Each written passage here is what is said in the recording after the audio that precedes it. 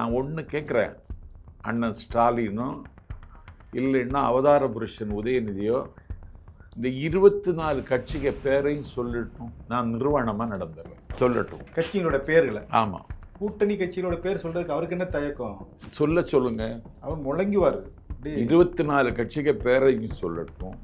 இன்னொரு சவால் விடுறேன், அந்த 24 கட்சிக்கு தலைவர் பேரு சொல்லட்டும். தூக்கு போட்டு தொங்கிடுறேன். சேலஞ்ச் வச்சுக்கலாமா? 24 கட்சி அவன் படித்து முடிக்கிறதுக்கு முன்னாடி தேர்தல் முடிஞ்சோம். இந்த கேலி குத்த உங்களுக்கு தெரியல சார்? அவர் கூட்டணி கட்சிகளை எவ்வளவு வலிமையா ஒன்று சேர்த்து தமிழ்நாட்டை பாதுகாக்கணுங்கிறதுக்காக அறிவாலயத்தில் கடலை விற்க முடியலைங்க. கடலை விற்கிறவனை கூப்பிடுறானோ கூட்டணிக்கு வாரியான், அவன் கடலை விற்க வரல. 1 மணி நேரம் மாநாடுங்க. போட்ட சாப்பாட்டுக்காவது 2 மணி நேரம் நடத்தியிருக்க வேண்டாமா? எல்லாம் மட்டன், சிக்கன், புரோட்டா, இடியாப்பம், பிரியாணின்னு கொடுக்கலாம். பல்லடத்தில் மகளிரணி மாநாட்டுக்கு 1500 சமையல்காரர்கள், பரிமாறுகிறவர்கள் மட்டும் 500 பேர். இதே 2000 பேர் ஆச்சு. ஆமாம், இதே 2000 பேர் ஆச்சு. இப்போ சாப்பாடு போட்டு கொல்லலாமான்னு பார்க்கலாம் தமிழ்நாட்டை.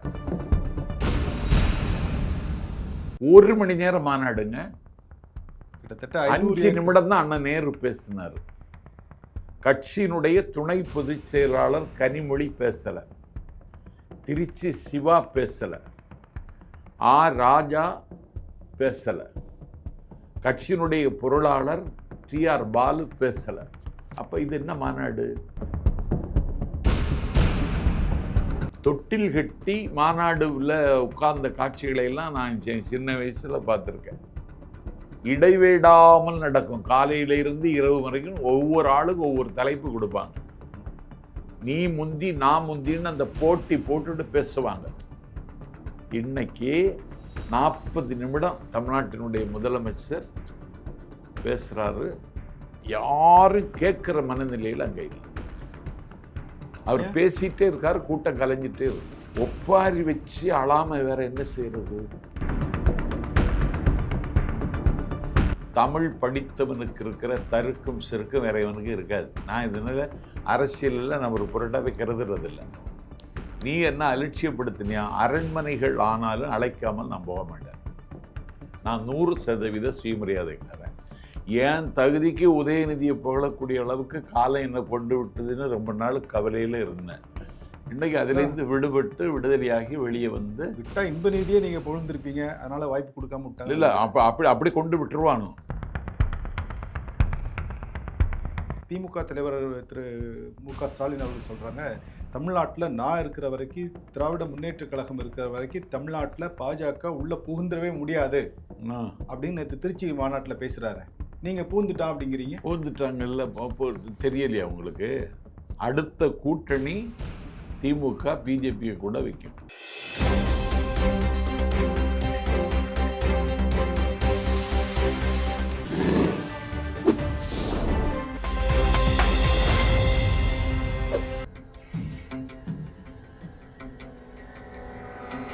தமிழ் அலை நேயர்களுக்கு வணக்கம்.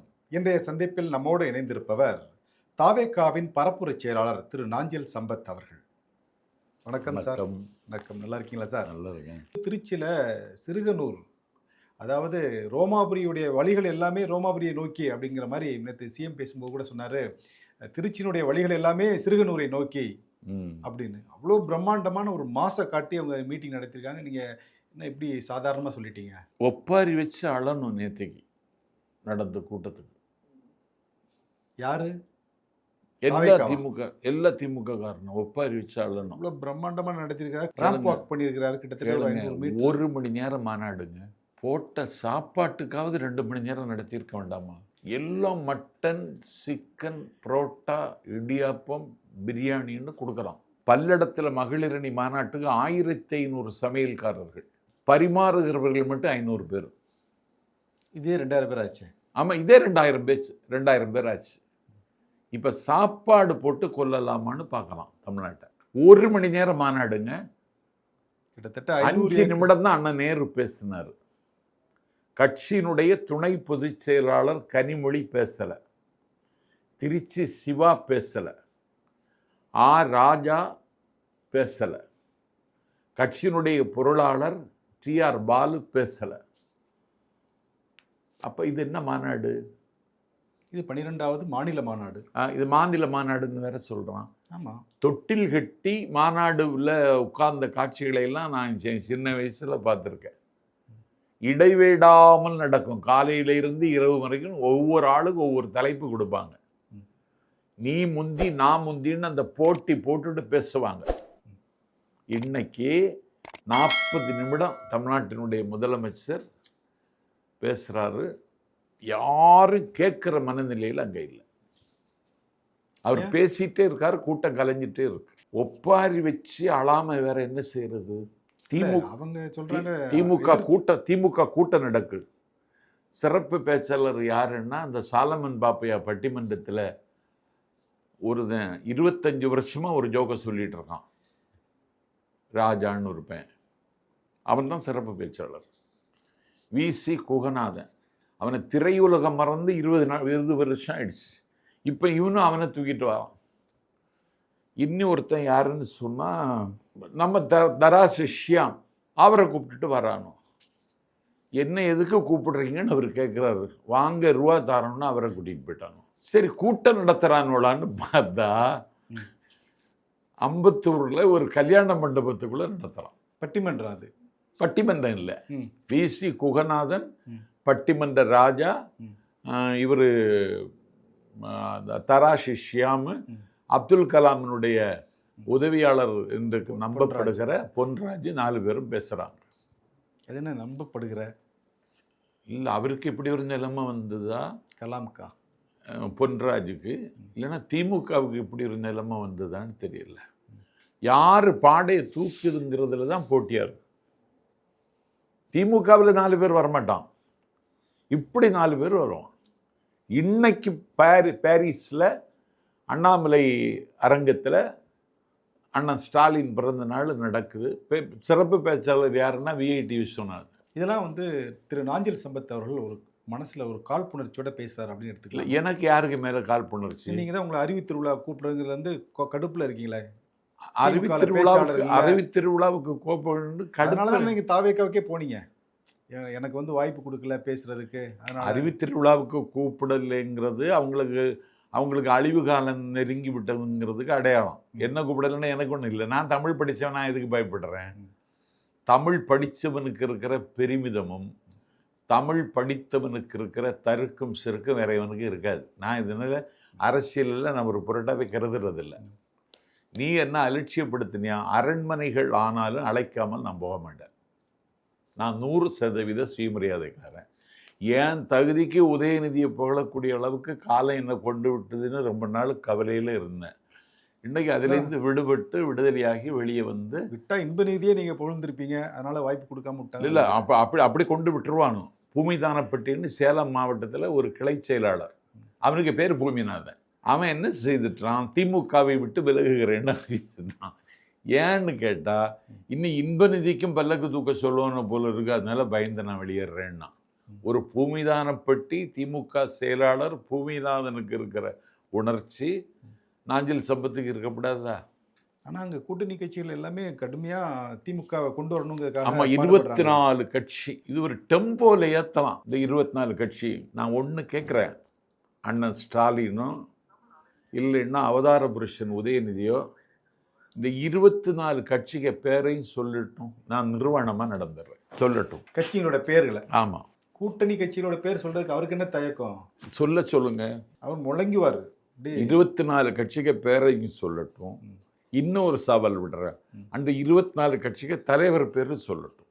தூக்கு போட்டு தொங்கிடுறேன். சேலஞ்ச் வச்சுக்கலாமா?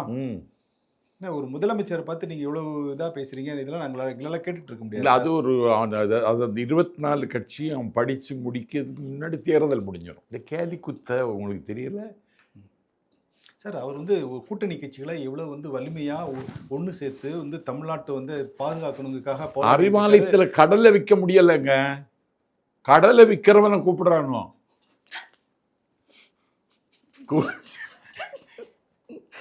கூட்டணிக்கு வாரியான்னு அவன் கடை வைக்க வரல.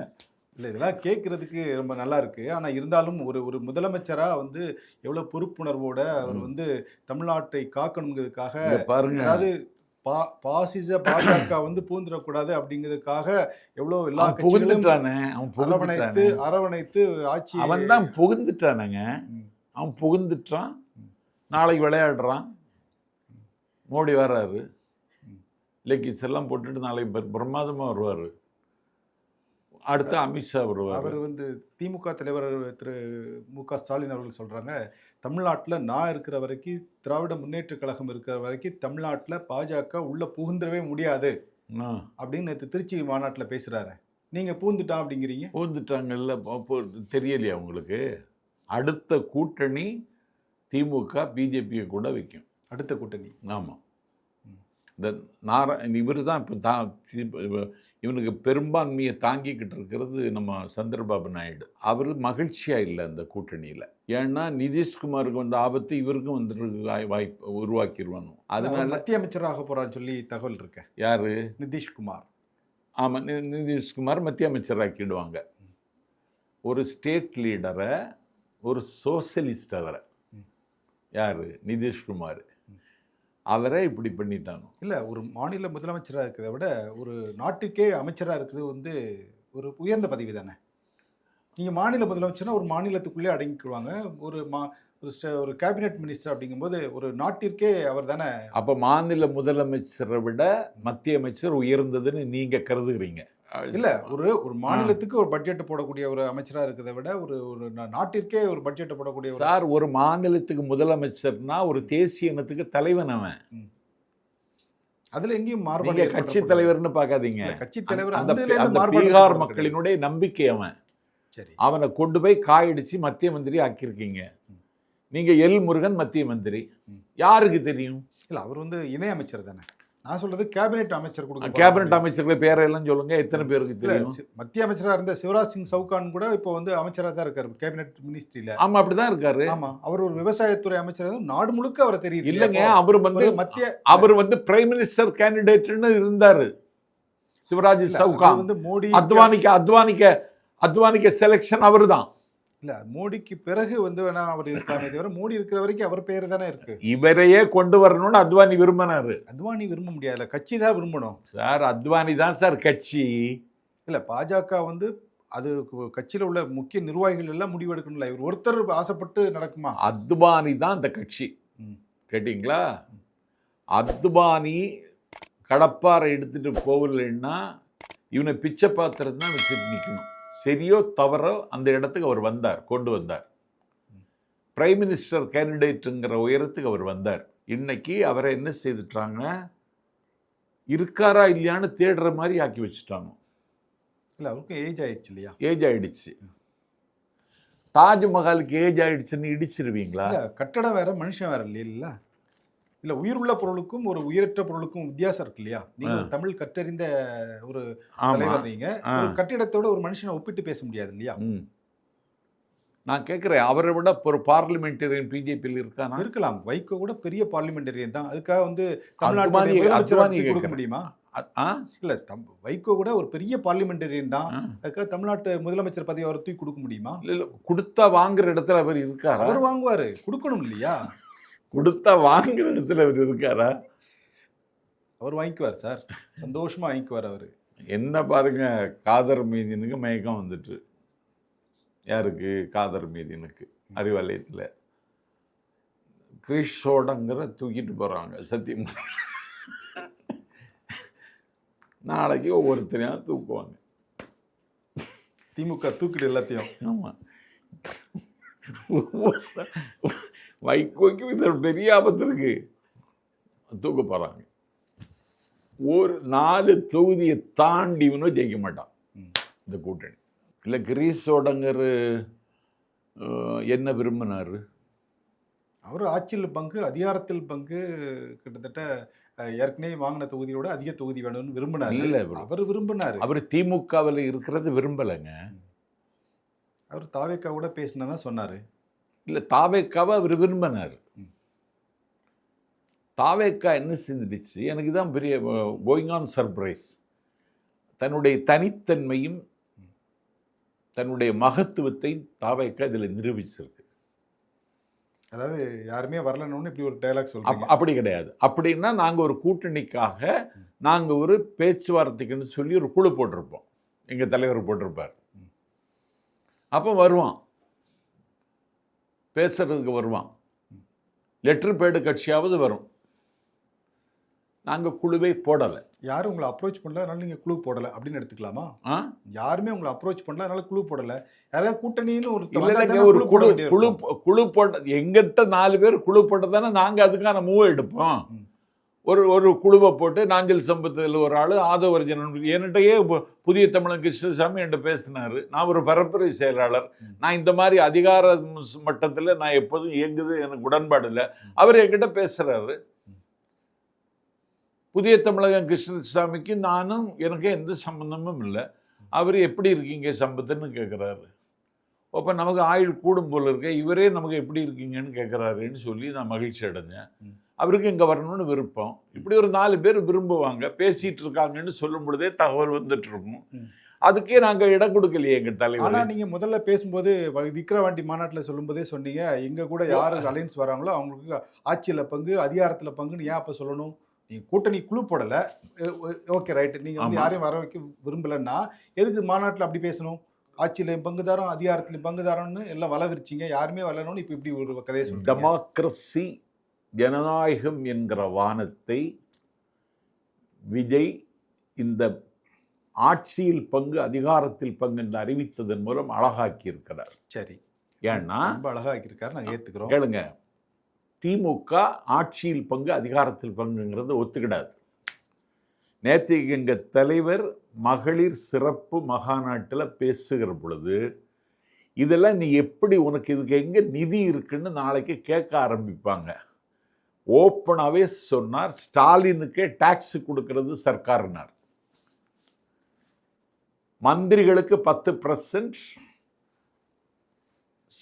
முதலமைச்சருக்கு 20% கொடுக்க. 400 கோடி ரூபாய்க்கு சாலை போட்டால் 260 கோடி ரூபாய்க்கு தான் வேலை நடக்கும். 140 கோடி ரூபாய் இவங்களுக்கு கொடுக்கணும். ஓப்பனாகவே நேற்றுக்கு சொன்னார். வழக்கு போட்டிருக்க வேண்டாம். நான் தலைவர்கிட்ட சொன்னேன் 40%, நீங்கள் 30ன்னு சொன்னீங்க, 40%ன்னு சொன்னேன். கேட்குறாங்க இன்னைக்கு. இப்படி ஒரு ஆட்சியை மக்கள் விரும்பலை. சரி சார், நன்றி, வணக்கம். நன்றி, வணக்கம்.